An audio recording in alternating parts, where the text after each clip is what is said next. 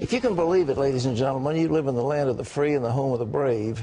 But if you're over 18 years of age and you live in the United States of America, according to a law professor, you can be indicted for some crime. You say, well, I didn't know I was breaking the law. Of course you didn't, because most people don't know what all the laws are. But you can go to jail for them, and we're going to find people who have been suffering on account of it. It's a scandal that is developing, and we wanted to bring it to your attention. We've got a major feature on it today as part one of A Nation of Criminals. Well, in the news, though, Obamacare has touched everybody, and the opponents claimed they have landed a knockout punch at the Supreme Court. Well, they seem to have the upper hand, maybe. The justices repeatedly questioned the government's case. Does not necessarily show how they're going to vote. Paul Strand has this look at the key points of the legal battle and how people on both sides of the issue think the court may rule. After 3 days of hearings, opponents of Obamacare seem much more relaxed, and supporters appear angry and upset that the Supreme Court might actually be about to wipe out the massive health care reform law. The court risks grave damage if it strikes down a statute of this magnitude and importance, and stretches so dramatically and drastically to do it. Georgetown professor Randy Barnett represented one of the parties suing over Obamacare. He sees the individual mandate at the heart of the law, forcing Americans to buy health insurance, as incredibly dangerous. So he believes the court might be about to save the nation's liberty if it kills the law. The whole point of putting government between us and our doctors really changes the American people. And as Justice Kennedy says yesterday, it would basically change the fundamental relationship of the people to the federal government. And so I think it would actually save the United States of America. Virginia Attorney General Ken Cuccinelli has helped lead the fight against the health care law. Cuccinelli also is hoping the court kills the individual mandate. This case is not about health care, it's about liberty. Because if they can order you to buy this product, they can order you to buy a car, they can order you to buy broccoli, to use the vegetable of choice of the Supreme Court. Lawyer Carrie Severino says Justice Scalia and the supposed swing vote, Justice Kennedy, pretty much declared they're ready to kill the whole law. And they even said, look, are we going to go through 2,700 pages of this law and pick and choose what parts of things are going to come and stay and go? That's too challenging to do. The Libertarian Cato Institute's main court watcher, Ilya Shapiro. As Justice Scalia said, if you take out the guts of the law, not just some tangential thing, if you take out the guts of the law, the rest of it has to fall. Senate Democrat John Kerry said he can't believe the justices would do it. They will decide they don't want to go back to a nation where you get cancer and you get a letter from your insurance company and you're told you're no longer covered. Now the justices will decide what is literally one of the most important cases in the court's history. And both sides know the ruling here could affect America for decades to come. Paul Strand, CBN News, reporting from the Supreme Court. Well, Jay Sekulow of the American Center has helped to do a moot court with the essential opponents of this law. And Jay, you heard the arguments. How's it coming out, do you think? I think it was a good day for those of us that were challenging the law. For us, that's representing 119 members of Congress, because on when it got to the individual mandate, Pat, on Tuesday, it was strikingly clear that a majority of the justices, at least in the oral arguments, you got to be careful to judge a case by oral arguments, but clearly the oral arguments went in favor of Paul Clement and also Mike Carvin, who were arguing that the law violated the Commerce Clause. Justice Kennedy said that the law represented a significant shift in the relationship between government and its citizens, and also said the government had a heavy burden to justify such a sweeping mandate. So the oral arguments went great. And then even yesterday, when it came to the severability issue, that is, if you declare that the mandate is unconstitutional, what do you do with the rest of the law? There looked like there was 5 votes for that whole law to go. So I'm encouraged, because a lot of people thought coming into this we had the more difficult of the challenge. There's always deference to Congress, which of course the court does recognize, but the court has struck laws as unconstitutional on the basis of no Commerce Clause authority. That is, and that's the fundamental issue here, Pat, is does Congress have the authority to do what they did, which is take over 20% of our economy? Well, back in the 30s, they stretched the Commerce Clause to a breaking point, and yet the government got away with it. I mean, telling people how much wheat they could grow on their own little private plots of land and so forth. I mean, it was kind of outrageous, but they did it. And so they were facing stare decisis on this one, and they will have to go against that, won't they? Well, no, I think they could make a distinction. As you can tell, we did participate in those moot courts already with the distinctions, but the distinction being this, Pat, when it comes to the wheat case, the Wickard case, that's what it was involving, it was the question of limitations upon how much wheat you could grow even for your own consumption. But in this case, health care mandates are the cost of citizenship. You're not getting something for this. You're being paid some call it a tax, some call it a penalty.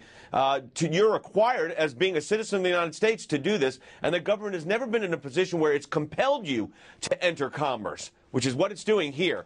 So, again, the court voted yesterday. Wednesday's when they vote, but it'll be probably 2.5, 3 months until we get the opinion. Well, there's no way a court would rewrite a law. So, as Scalia said, we can't do that. So, if the guts of it go, there's really nothing left. So, they could nullify. There's no severability clause in that law, was it? No, fascinating. In the House version, there was a severability clause, but then that was removed, and it was never passed with the severability clause put in place. And Justice Scalia did make the point, and I think, Pat, you're right on here, and that is, this is a 2,700-page bill. We're taking out the guts of it with the individual mandate. How is the court going to determine what stays and what goes and how it should be? They're going to throw it back to Congress and say, basically, try again. And I suspect with this Congress, Obamacare as we know it does not pass. I think there'll be other alternatives that'll be put forward. Of course, we're engaging in an election year. But at the end of the day, you're absolutely correct. Justice Ginsburg desperately tried to say, look, we could still say portions of the law, but it was clear that Justice Kennedy, who's considered the swing vote here, was not inclined to do that. Again, you've got to be careful when judging with the oral arguments, but the oral arguments clearly went our way. The advocates did a fantastic job, and the government had a rough time. I mean, one of the legal commentators said they had a train wreck on Tuesday and a plane wreck on Wednesday.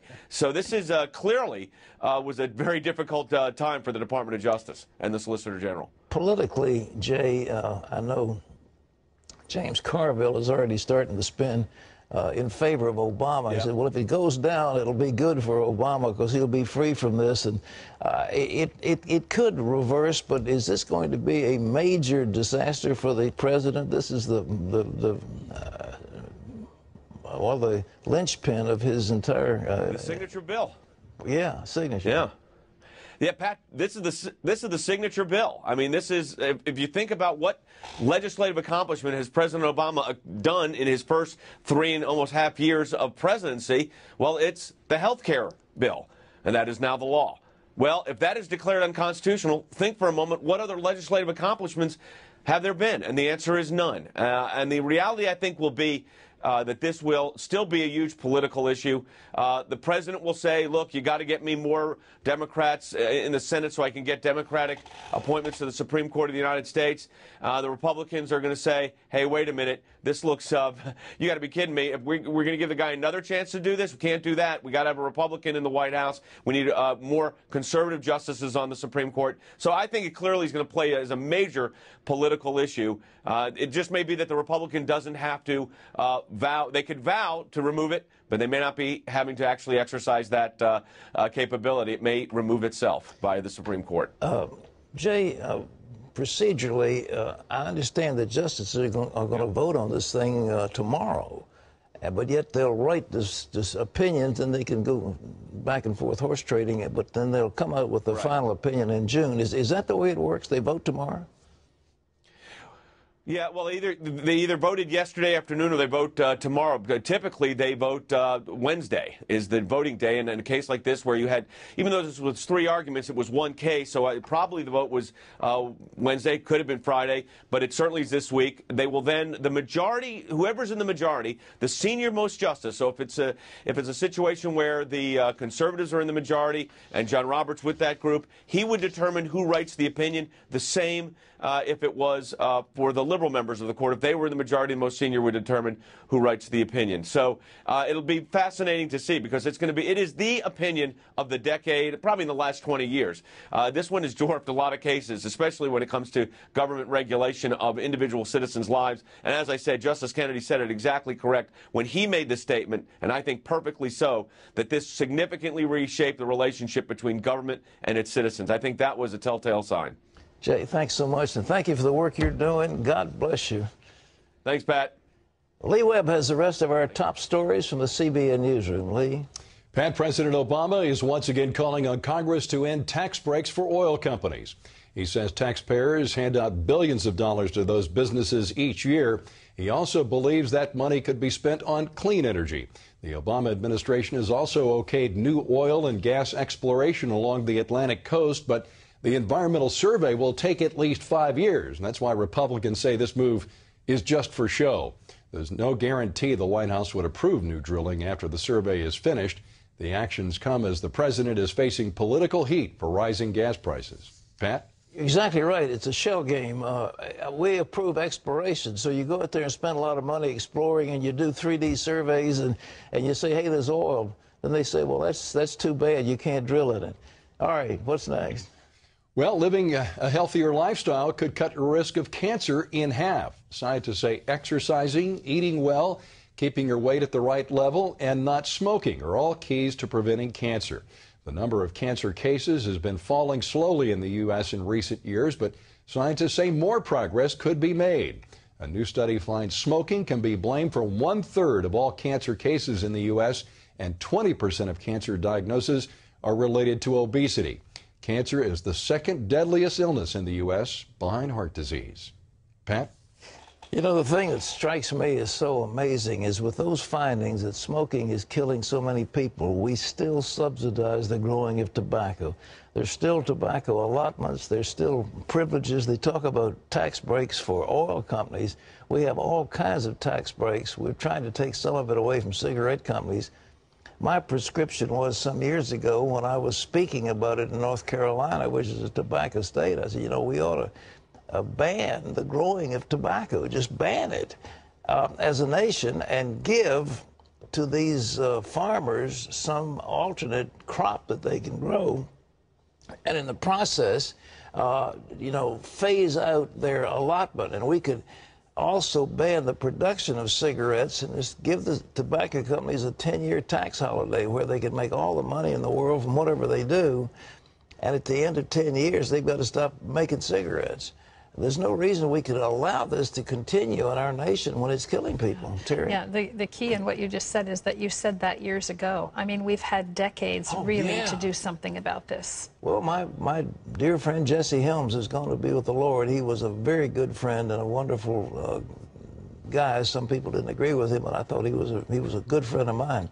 But he made a statement, anybody who's against tobacco is no friend of North Carolina. Well, I'm a friend of North Carolina. But you can't have a substance that's killing people, and it is definitely doing it. All right. Republicans are set to pass their $3.5 trillion budget in the House of Representatives. The plan calls for shrinking the deficit, budget cuts, and changes to Medicare. But it does not raise taxes on upper-income Americans, which is what President Obama wants to do. The House has rejected other budget plans, including shooting down the president's budget by a vote of 414 to nothing. But the Republican plan won't pass in the democratically controlled Senate. Bluegrass music legend Earl Scruggs has died of natural causes. He was part of the country music duo Flatt and Scruggs for decades.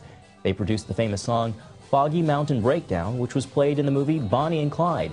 And they did the music for the memorable opening to the hit TV show The Beverly Hillbillies. Musicians say Scruggs literally revolutionized the art of banjo playing, beginning with his first appearance at the Grand Ole Opry in 1945. Earl Scruggs was 88 years old. Well, you can always get the latest from CBN News by going to our website at cbnnews.com.